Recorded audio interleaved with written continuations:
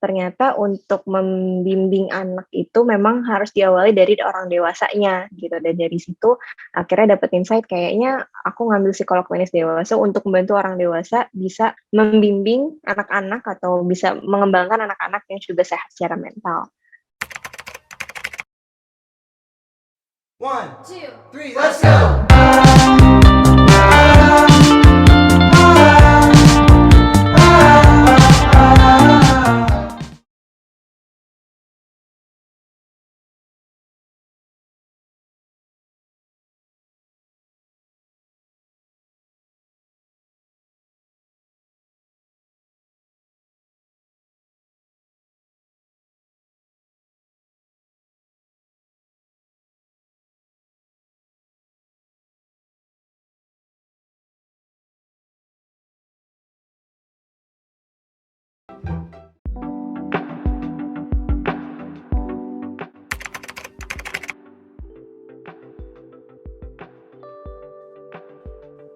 Oke.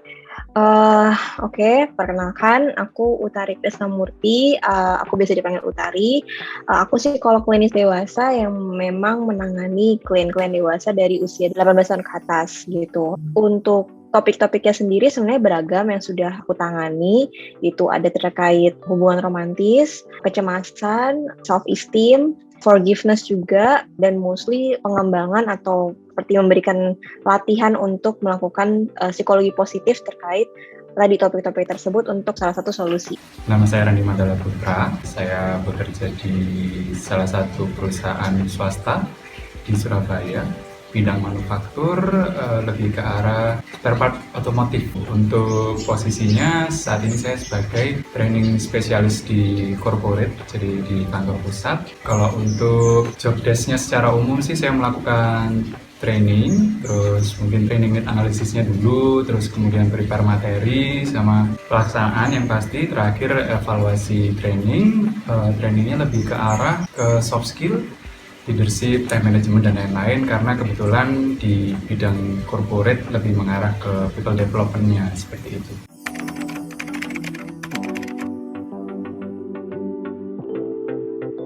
Oke, skill utama ya mungkin menurutku itu active listening, mungkin komunikasi sih sebenarnya. Jadi komunikasi itu kan base-nya counseling juga ya, komunikasi yang terbuka dan non-judgmental, dan ya itu juga salah satu core dari active listening itu sendiri. Menurut aku dari situ punya bekal active listening, komunikasi itu bisa bikin jadi psikolog yang oke juga, dan kemudian juga melatih empati sih. Jadi nggak cuman kita paham akan situasinya klien-klien kita, tapi boleh loh kita sesekali coba membayangkan kalau kita ada di posisinya mereka gitu. Jadi dengan empati itu justru kita akan lebih mudah untuk membantu mereka melewati masalah-masalah yang sedang dihadapi. Skill-skill kalau dalam bidang training spesialis terutamanya yang saya lakukan itu yang pasti adalah kemampuan komunikasinya. Jadi presentasinya juga seperti itu, terus kemampuan persuasif sih yang kita butuhkan gitu kan. Kenapa kok persuasif? Karena kita harus bisa membuat orang itu mau mendengarkan kita, terus mau mengiyakan arahan dari kita, walaupun dia sendiri mungkin punya pemikirannya sendiri, seperti itu ya. Jadi memang kemampuan dalam bidang komunikasinya harus diperdalam lagi gitu ya. Soft skillnya selain komunikasi, persuasif, mungkin interpersonal skillnya harus bagus ya. Jadi jangan sampai kita nggak oke pada saat pembawaan kita nanti memberikan training, baik itu secara online maupun itu nanti akan dilakukan secara offline juga. Nah kalau untuk hard skillnya yang pasti mungkin umum, Microsoft Office gitu ya, Word sama Excel itu perlu karena kita prepare materinya, terus kemudian post testnya juga itu masih menggunakan Excel pastinya nanti untuk penilaiannya, terus kemudian pembuatan PowerPoint yang ini ya, yang powerful.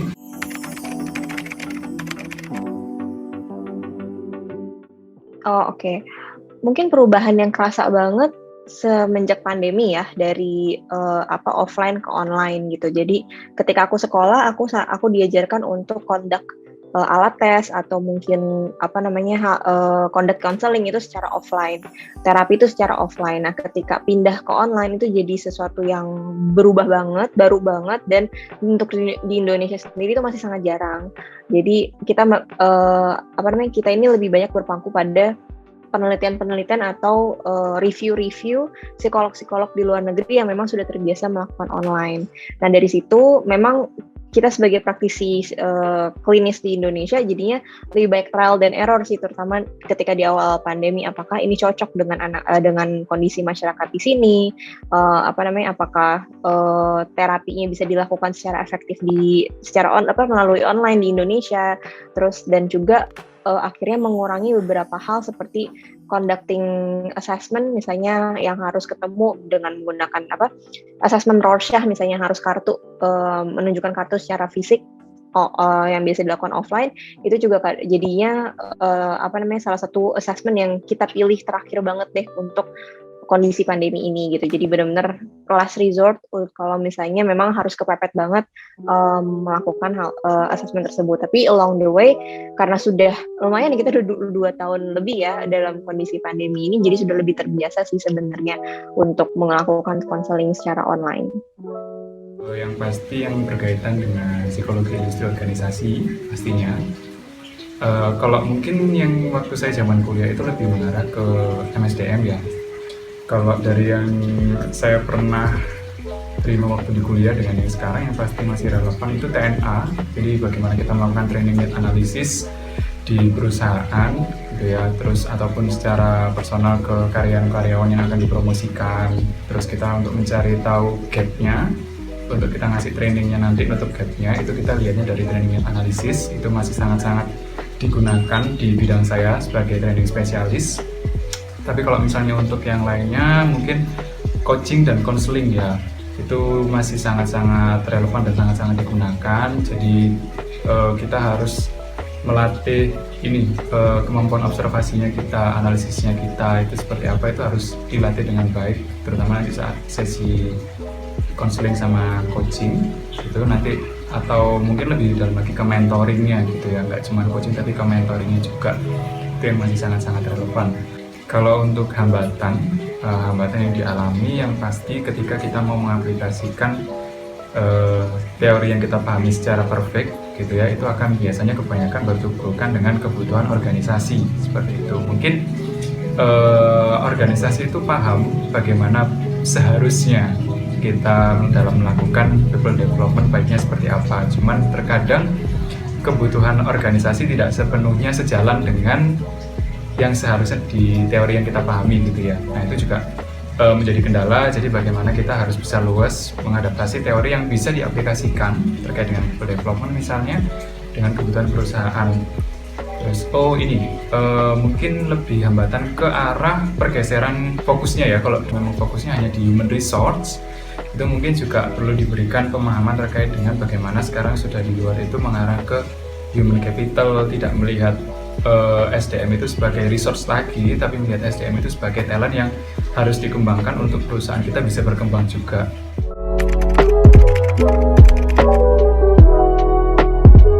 Pesanku mungkin ya, perjalanan menjadi seorang psikolog nggak cuma psikolog klinis dewasa ataupun psikolog klinis anak ataupun jadi psikolog industri organisasi gitu ya. Pokoknya dengan title psikolog itu sebenarnya adalah proses kita kenalan sama diri kita, nggak cuma kita kenalan sama klien gitu. Bahkan aku udah paham sejak S1 sih, maksudnya sejak S1 aku tahu bahwa ternyata belajar di ilmu psikologi itu nggak cuma belajar teorinya doang, tapi kemudian kita kenalan sama diri kita yang sometimes nggak semua bagian dari diri kita yang pengen kita ketahui gitu. Jadi itu juga suatu hal yang mungkin challenging juga nih buat para mahasiswa.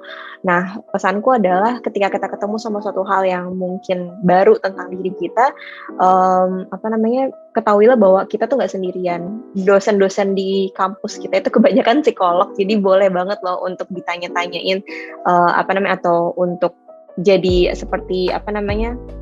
konseling pribadi, konseling gratis dengan dosen kita, sebenarnya tujuannya bukan karena kita pengen healing, tapi tujuannya adalah supaya kita bisa paham dengan kondisi kita dan kemudian kita bisa numbuhin empati ke klien kita kalau ada klien yang punya masalah yang serupa, dan kemudian jadinya ujung-ujungnya kita bisa ngebantu mereka karena kita juga pernah punya pengalaman yang sama gitu. Tapi mungkin perlu diingatkan, kadang kalau kita ngerasa relate banget sama klien, kadang tuh itu jadinya kita jauh condong lebih subjektif dibandingkan jadi objektif ketika jadi psikolog gitu. Jadi itu juga perlu, itu adalah satu skill yang perlu dilatih sebagai seorang psikolog. Dan yaitu jadi psikolog itu, pilihan jadi psikolog itu adalah pekerjaan yang nggak pernah selesai belajarnya. Jadi selalu ingat bahwa ketika jadi psikolog pasti akan selalu belajar. Setelah S2 itu akan ada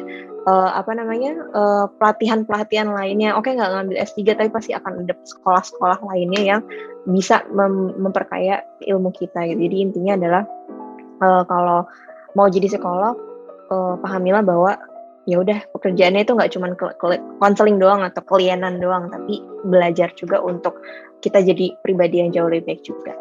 Kalau misalnya ingin terjunnya di bidang yang spesifik seperti saya di bagian spesialis training gitu ya, yang pasti kemampuan training analisisnya harus bagus, baik yang melakukan observasinya berdasarkan level organisasi ataupun sampai ke level individu.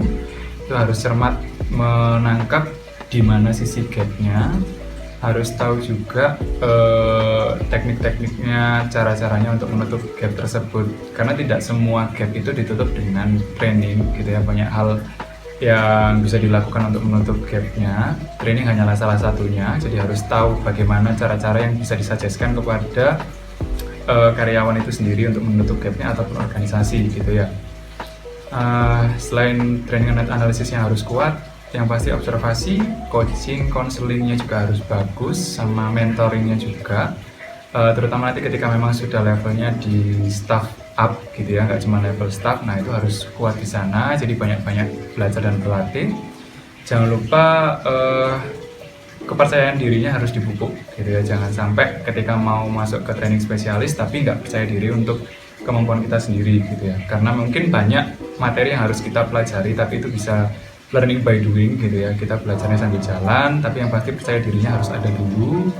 Kalau memang dirasa tidak cukup mampu dalam suatu teori, ya banyak-banyak belajar, cari mentor-mentor di kantor yang bisa mengajarkan kita terkait dengan teori-teori tersebut. Dan jangan sampai kita melakukan training tanpa kita benar-benar paham basic teori yang ingin kita sampaikan itu apa. Itu nanti akan jadi bumerang dan itu nggak bagus untuk kredibilitas kita sebagai trainer gitu ya. Jadi pastikan kita pede tapi tetap ada isinya, jangan cuma pede tapi kosong. Seperti itu sih untuk saran-saran yang ingin saya sampaikan ke rekan-rekan yang ingin jadi training spesialis gitu ya. Semoga bisa berproses nantinya dalam dunia kerja dan bisa menampilkan diri yang terbaik mewakili alma mater lulusannya nanti.